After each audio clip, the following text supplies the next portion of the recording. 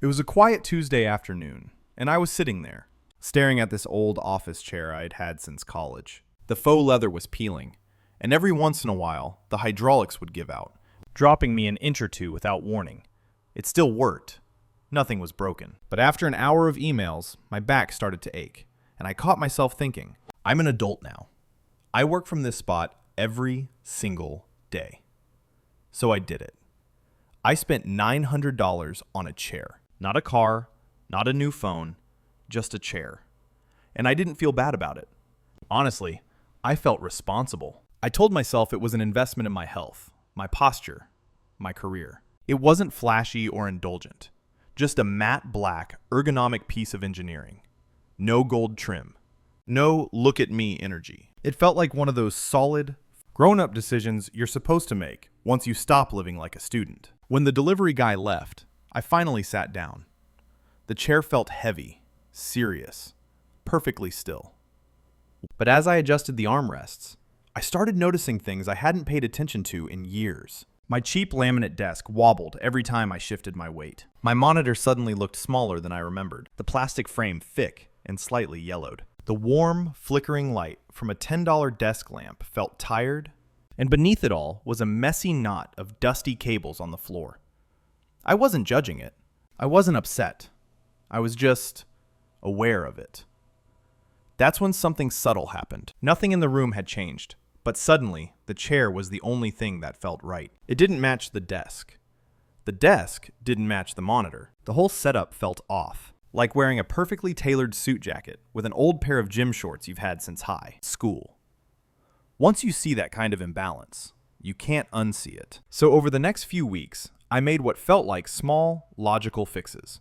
A solid oak desk, $600. A new 4K monitor, so it didn't feel wasted on that surface, $800. A heavy-duty monitor arm to clean things up, $150. A minimalist LED lamp to replace the flickering yellow one, $120. A cable management kit to hide the mess, $90.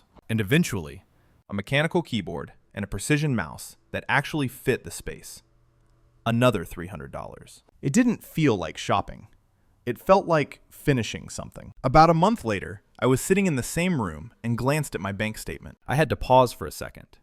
That $900 chair had quietly turned into $2,960. And the strangest part wasn't the number. It was the fact that I never once felt like I was overspending. Every single purchase felt inevitable. My name is Jim, and I spend way too much time thinking about how we actually spend our lives, one decision at a time. This isn't really about chairs, and it's definitely not about the $2,000 I lost. It's about a pattern most of us are trapped in without even knowing the rules of the game. There's a name for what just happened in that room. I've looked into this, and economists have their own dry academic terms for it, but I prefer to think of it as the baseline drift. Here's the part nobody tells you. This isn't a budgeting problem. It's not even a discipline problem. If you look at your bank account and feel like you're losing a battle, it's usually because you're fighting the wrong enemy. You're looking for a leak in your spending, but what you actually have is a shift in your air pressure. When I bought that chair, I wasn't just buying a place to sit. I was unknowingly setting a new minimum requirement for every square inch of that room. This is where things get uncomfortable. We like to think we make financial decisions one at a time, in isolation. We look at a price tag and ask a simple question. Can I afford this one thing? We check the bank balance, see the number is there, and move on. But money doesn't live in a vacuum. It lives in an ecosystem. The moment you say yes to one clearly better thing, you're not just paying for the object itself. You're setting a new reference point for everything around it. The chair wasn't just a $900 decision. It quietly became a new floor. And once that floor moves up, everything else either has to rise with it or start feeling wrong. And then it hits you. Your brain is wired for consistency. It absolutely hates it when things don't match. We have this deep-seated need for our surroundings to feel coherent with who we think we are. So when you introduce something that's obviously higher quality than everything else you own, you haven't improved your life by 10%. You've made everything else you own look 50% worse. Think about the last time you bought a really nice pair of shoes. Suddenly, your favorite jeans felt a little too faded. Or you upgraded to a high-end smartphone, and your old laptop started to feel painfully slow. Nothing actually changed. The jeans didn't age overnight. The laptop didn't suddenly break. Your reference point moved. The problem didn't exist until you created a new, best thing. We spend an incredible amount of our lives chasing that feeling, trying to bring the rest of our world up to the level of the one nice thing we just bought. We call it upgrading, but most of the time, we're just trying to quiet the feeling that our life is out of sync. And that's exactly how you end up working 40 hours a week just to maintain a baseline you didn't even want 3 months ago. I didn't realize it at the time, but I wasn't just upgrading my workspace. I was upgrading the version of myself that I felt had to be supported. The chair was a catalyst. The moment I sat in it, I wasn't just a guy working from home anymore. I became someone who takes his work seriously. And that's the trap. When you buy something significantly better than what you're used to, you aren't just buying an object. You're signing an identity contract. That identity comes with expectations. A serious professional doesn't work on a wobbly desk from a clearance rack or tolerate a rat's nest of cables under his feet. You tell yourself, this is who I am now. And then you spend the next few months buying the supporting evidence to stay consistent. And that's where the math starts to move against you. Most of us look at a price tag and ask a very simple, very dangerous question. Can I afford this $900? Technically, yes. But that answer is misleading because we're only looking at the anchor purchase. The real cost of that chair wasn't $900. It was the $2,060 worth of necessary upgrades it quietly unlocked. Once you see this pattern, you notice it everywhere. It's the 40 grand car that suddenly requires the $80 a month premium wash and the $200 ceramic coating because you're now someone who keeps their car pristine. It's the $200 designer jacket that makes your $30 t-shirts look like rags. So the whole wardrobe gets replaced. For most lifestyle upgrades, there's a hidden multiplier, usually 2 to 4 times the original price, waiting in the background. We never calculate that total at the beginning. We don't see the chain reaction. We only see the first domino, and it looks harmless. But once you raise that floor, it's almost impossible to lower it again. And that's what makes this so dangerous. Impulse spending is easy to spot. You feel the regret immediately. What happened with that chair never felt like a mistake. Every step felt rational, logical, respondable. Standard creep is a quiet, intellectual process. Unlike a shopping spree, every single step in this chain felt completely rational. I wasn't being reckless. I was being logical. I had a high-quality desk, so it made sense to have a high-quality monitor. I had a clean workspace, so it was only right to manage the cables. Each purchase was small enough to be justified, and each one had a rock-solid reason behind it.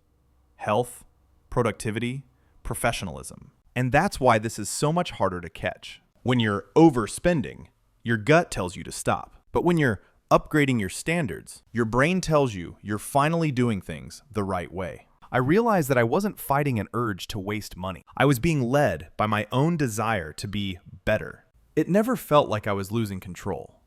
It felt like I was finally gaining it. This is why it never feels like overspending. It just feels like the new cost of being you. I started looking at who else was falling into this, and I noticed something that felt counterintuitive. This isn't a poor person problem. If you're truly struggling to pay rent, you don't have the luxury of worrying whether your lamp matches your desk. The people most vulnerable to this trap are the comfortable ones. It's the middle class and upper middle class, the knowledge workers earning roughly $80,000 to $150,000 a year. When you make that kind of money, a $150 monitor arm or a $120 lamp doesn't hurt. It barely registers. And that ability to absorb small upgrades is exactly what lets the total quietly climb 3 grand, then 5 grand, then 10 grand, without ever triggering alarm bells. That's the specific danger of being comfortable. You make enough to say yes to the better version of things, but not enough for that yes to be meaningless. So you end up with a life that looks polished and high quality, but leaves you with no real margin. Everything works beautifully. Your home, your car, your office, but all of it depends on you continuing to work just as hard as you are right now. And that's the part that's hardest to admit. Before that Tuesday afternoon, I wasn't unhappy. I didn't sit at my desk resenting the wobble or the flickering lamp. I wasn't thinking about standards at all. I was just working. I was focused. And I was fine. The old setup wasn't broken. It only broke the second the new chair arrived. I realized something uncomfortable. We're taught to believe that upgrading is about solving problems, fixing a backache, increasing efficiency, making life smoother. But this upgrade didn't actually solve anything. It created new problems instead. The desk suddenly felt wrong. The lighting felt cheap. The whole room felt out of sync. A month later, I looked around and realized I had spent nearly $3,000 just to feel exactly as content as I had 30 days earlier, when none of this bothered me. The only difference was that my baseline was now far more expensive to maintain. I wasn't happier. I was just relieved the mismatch was gone. In the end, I paid $3,000 to fix a problem I didn't have. Now, I'm not saying the answer is to live like a monk or to keep sitting in a chair that ruins your spine just to save a few dollars. That's not a way to live either. Quality matters, and sometimes a good tool is actually worth the investment. But I realized that if I didn't find a way to intervene, I was going to spend the rest of my life on a treadmill, running faster and faster just to stay in the same place. I was going to keep upgrading until my income, no matter how high it climbed, was completely swallowed by the new version of normal I kept creating. So the question I started asking myself wasn't, how do I stop buying things? That's a losing battle. The real question is, how do I stop one good decision from silently rewriting the cost of my body? Entire life. I had to figure out how to buy the chair without letting the chair buy the rest of the room. I needed a way to spot the domino before it tipped, and a system to decide which upgrades are actually investments and which ones are just identity. Traps designed to keep me working forever. And then it hits you. There's a specific mental filter you can use before you tap your card. I realized that the only way to survive this without living like a monk was to find a way to contain the fire before it spread to the rest of the house. I started practicing something I wish I'd known a decade ago. Standard containment. I realized that luxury isn't actually the problem. It's the leakage. Now, when I decide to buy something high-end, I make a silent pact with myself. This specific corner gets to be nice. Everything else stays average. I decided that my chair could be world-class, but my desk could stay wobbly. My monitor could be crisp, but my cables could stay messy. By intentionally allowing imbalance, I killed the psychological friction. I found that if I could stop the upgrade from bleeding into the next category, I could reduce my total spending by 60% to 70% compared to my old habit of matching everything. I learned to be okay with the mismatch because I realized that a life where everything matches perfectly is a life where you are constantly broke. Luxury is only dangerous when it leaks. The second thing I changed was the question I asked at the shelf. I admitted to myself that almost every purchase I've ever regretted passed the "can I afford this?" test. That question is too easy to game. Now I use a second order cost filter. I ask, what does this turn me into? I started running through a simple mental framework before I tapped my card. After I buy this, what is the very next thing that will start to annoy me? Am I buying a tool, or am I buying a new minimum requirement for my identity? If I buy this, but keep everything else exactly as it is, will I feel weird? If the answer is that I'll feel the need to support the purchase with more upgrades, I walk away. I realize that 70% of my lifestyle inflation wasn't coming from the big anchors, the cars or the houses. It was coming from the second order costs of trying to make the rest of my life match them. If the upgrade needs a support system just to look right, it's not an upgrade. It's a debt. Finally, I stopped trying to kill my desire for a better life and just pointed it in a different direction. I realized that not all upgrades are created equal. I started giving myself permission to upgrade only the things that actually created more quiet in my life.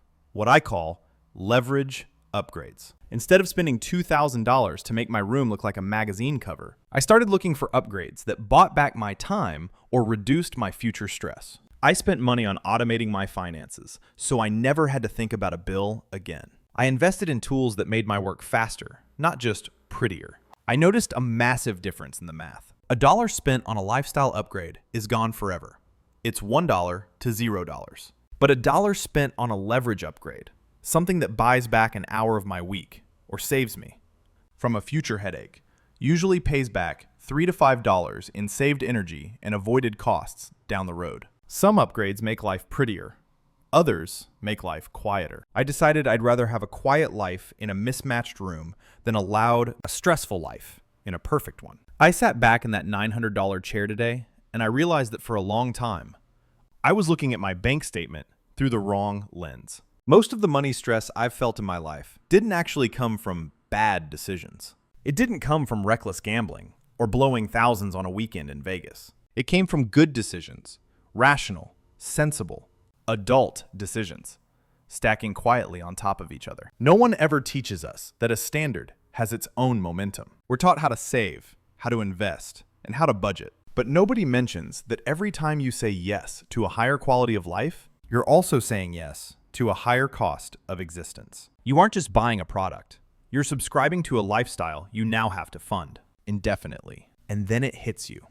The real tension in our lives isn't about the numbers on the screen. Your bank account doesn't actually feel pressure from prices. It's a machine. It just subtracts one number from another. The pressure it feels is actually coming from your expectations. It's coming from that invisible contract we sign that says our desk must match our chair, and our car must match our neighborhood, and our clothes must match our title. We spend so much time trying to bridge the gap between our income and our desires, never realizing that we are the ones moving the finish line every time we get close to it. We keep thinking just a little more will solve the stress, but more usually just brings a new set of dominoes to knock over. I'm still sitting in this chair. It's still comfortable.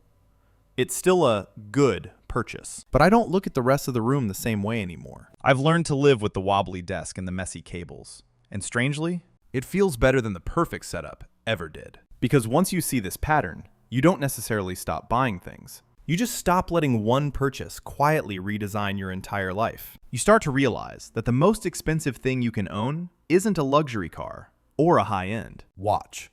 It's a standard you can't afford to walk away from. And for me, that realization was worth way more than $2,960.